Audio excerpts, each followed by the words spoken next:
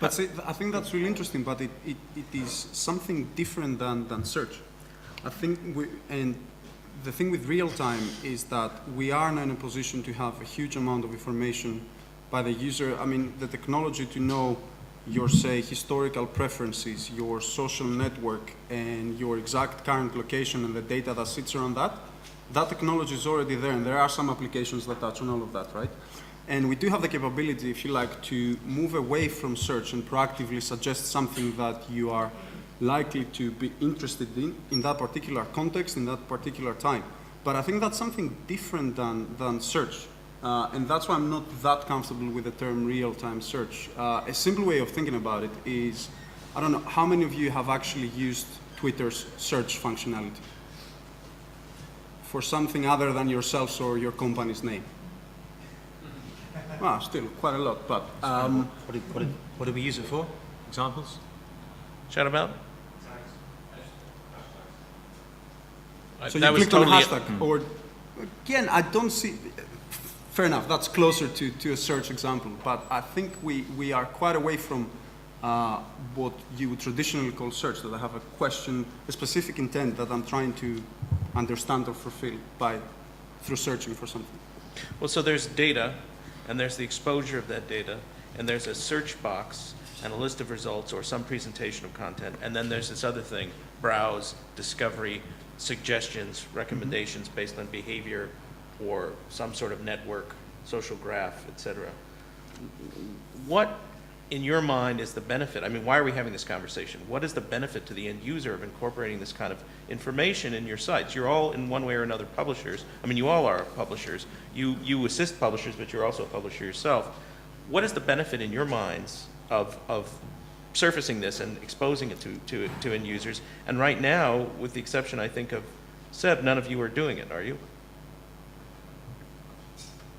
Not to the extent that I described before I was Praized. Okay, do you believe that there is a benefit? And if not, describe why.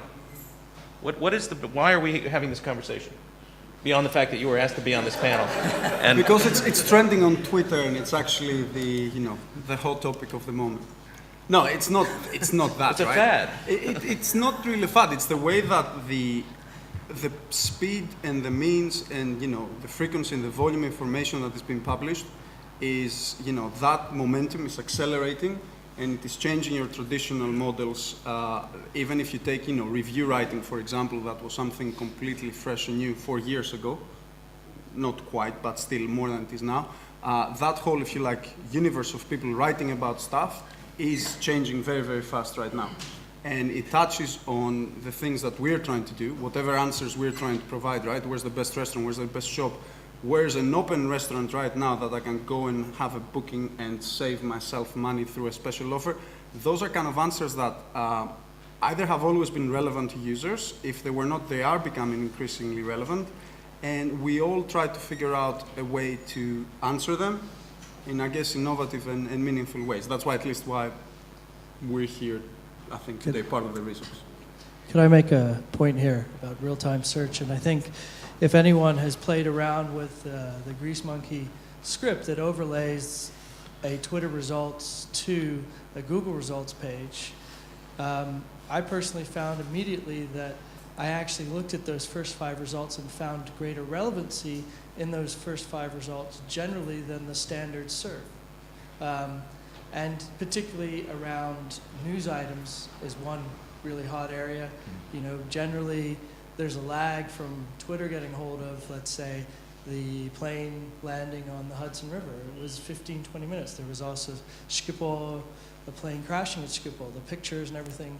The alerting system was there, and it took a while for the search engines to catch up. And I think that if you then extend that to local and you say it's the deal driven, and also, okay, so if I want a place to go for lunch, and that's a local sort of search result, coming against that with first offers, that's news, that's timeliness, and then quality recommendations. So I think local and real-time search for that, I need it now, I need to find a bank machine, I need whatever it is, it's that almost immediacy that comes back to our mobile usage. And I think that's where you find local and real-time search or social search being relevant and important? I think for me, the main hypothesis is with Facebook and Twitter, we're seeing a new user behavior model where people consume content in a feed format. So the same way that Google revolutionized the one search box and super relevant results about 10 years ago, I think we're seeing obviously adoption of a new user behavior model. And again, it all starts from the activity stream, and real-time search is the idea of drilling down on that content that you're aggregating. I think the second element, which is interesting in the local format, and specifically the Yellow Pages industry, because the newspaper industry has seen that happen already a few years ago, it's all about aggregation. So it was very difficult to do an aggregation of Yellow Pages content until reviews arrived. Because you only define aggregation. Aggregation would be the same. Google News is an aggregation site where they take news from a variety of third-party content and That's putting right. it together. And then obviously with Yellow Pages, everyone had the same listings, so local search sites. So there wasn't really anything interesting in aggregating that content. Now user reviews come in. Now suddenly you have the beginning of an aggregation play in the Yellow Pages space. And finally, once you start aggregating a bunch of local information, not just merchant information, but also local news and weather and events and things like that, suddenly you get the possibility of having that aggregator play, which wasn't possible in the local search business.